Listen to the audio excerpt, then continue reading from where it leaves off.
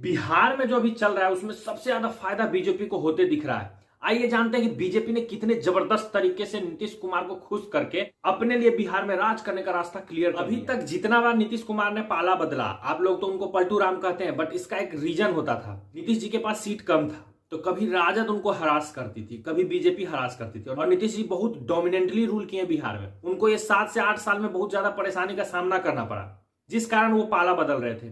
तो इस बार नीतीश कुमार पाला ना बदले, इसके लिए उन्होंने जदयू को पूरा सपोर्ट किया इस इलेक्शन में, और जदयू को लगभग बहुत अच्छा खासा सीट मिल गया।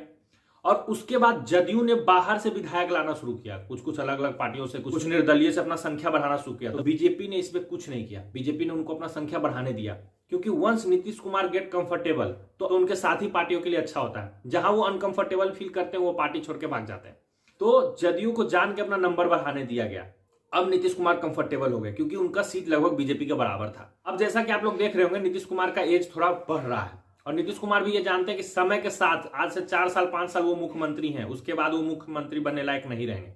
और कोई भी नॉर्मल इंसान जो बिहार को समझता है वो समझेगा इस बात को कि नीतीश कुमार के जाते ही जदयू खत्म हो जाएगा, और उसके बाद होगा लड़ाई जदयू का सीट लूटने के लिए, जिसमें प्रशांत किशोर कंटेंडर हैं, बीजेपी कंटेंडर है, चिराग पासवान कंटेंडर हैं, राजद तक को उनका सीट मिल सकता है। तो इसमें सबसे ज्यादा नुकसान किसको होगा? जदयू तो खत्म ही हो गया, तो इट डजंट मैटर। सबसे ज्यादा नुकसान होगा इसमें बीजेपी को। क्यों? क्योंकि उसमें फिर 3-4 लोगों को बीजेपी को मनाना पड़ेगा, क्योंकि राजद अपने आप में बहुत पावरफुल पार्टी है, लगभग बीजेपी के बराबर। अब 3-4 जगह पे नीतीश कुमार का वोट बटेगा, तो पहले तो एक नीतीश कुमार को खुश करना होता था, अब 3-3 4-4 नीतीश कुमार को खुश करना पड़ेगा, तो जो बीजेपी के लिए बहुत प्रॉब्लमेटिक होगा। तो इसका बेस्ट सॉल्यूशन क्या है? इसका बेस्ट सॉल्यूशन ये है कि जदयू को बनाए रखो, कि जदयू जो अपना वोट बैंक रखे हुए वो संभाल के रखे, और हमेशा बीजेपी और जदयू मिलकर बिहार को डोमिनेट कर सके।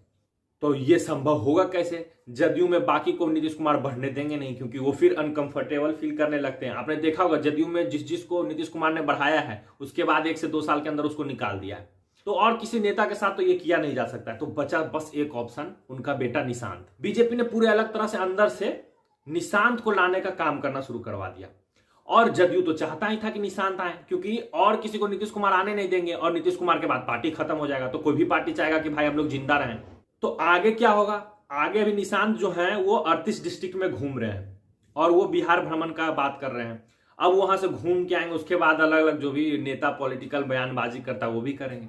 कुछ ऐसा बोलेंगे कि जैसा मेरे पिताजी ने काम किया बिहार में, अब मैं उसको आगे बढ़ाना चाहता हूं, जिसके कारण मैं उप मुख्यमंत्री का पद स्वीकार करूंगा। इससे फायदा क्या है?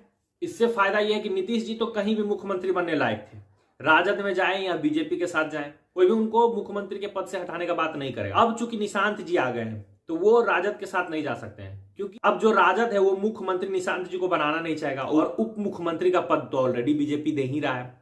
और चूंकि बीजेपी के साथ निशांत रहते हैं, तो उनका समय के साथ जो ताकत है वो तेजस्वी यादव से ज्यादा स्ट्रांग हो जाएगा, जो कि बीजेपी के लिए बहुत स्ट्रांग पॉइंट है। पहले क्या हो रहा था? उत्तराधिकारी का लड़ाई हो रहा था। सब सोच रहे थे कि अब तो नीतीश जी आखिरी समय गिन रहे हैं, अब जिसके साथ पार्टी के गठबंधन के समय वो निपटेंगे, या तो उस समय राजद के साथ रहेंगे तो राजद उत्तराधिकारी बन जाएगा, या तो बीजेपी के साथ रहेंगे तो बीजेपी उत्तराधिकारी बन जाएगा। बट अब तो उल्टा केस हो गया, अब तो निशांत उत्तराधिकारी बन रहे हैं। तो इस केस में जो राजद के लिए एक विंडो बचा हुआ था कि नीतीश जी को वो कभी मिलाकर तेजस्वी यादव को एज अ स्ट्रॉन्ग लीडर दिखा पाएंगे, वो अब खत्म हो गया, वो रास्ता बंद हो चुका है। निशांत जी जितना तेजस्वी यादव के साथ रहेंगे उतना तेजस्वी यादव को फायदा होगा, वो सीएम पद का दावेदार तेजस्वी यादव हो जाएंगे। अब कई लोग ये बात बोलेंगे कि चिराग पासवान को क्यों नहीं आगे बढ़ाया जाता है?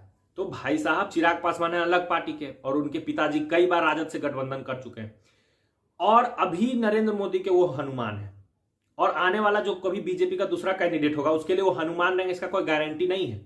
शेर शाह सूरी बाबर के अंडर में काम करता था, पर हुमायूं के खिलाफ उसने विद्रोह कर दिया था और हुमायूं को मार के भगा दिया था।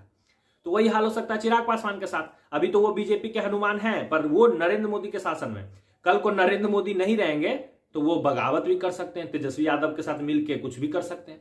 तो चिराग पासवान को प्रमोट करना बीजेपी के लिए बहुत बेकार होगा।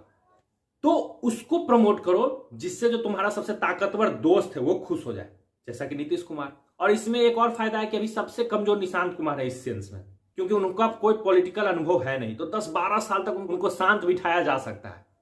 अब इसमें जदयू का क्या सपना है? जदयू का तो सपना यही है कि भाई नीतीश कुमार के बाद जल्दी ही निशांत को मुख्यमंत्री बनाया जाए। जदयू ये सपना देख रहा है। बीजेपी का ये सपना है कि 12 साल जदयू के साथ गठबंधन करके रहते हैं, फिर समय के साथ सबका वोट खा जाएंगे, बहुत बड़ा पार्टी बन जाएंगे, उसके बाद जदयू की जरूरत ही नहीं पड़ेगा। अब सब पार्टी अपना अपना सोच रहा है।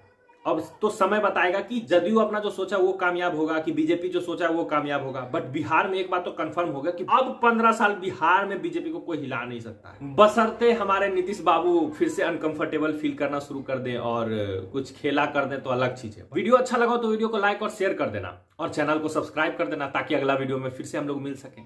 तब तक के लिए bye bye, tata, have a nice day.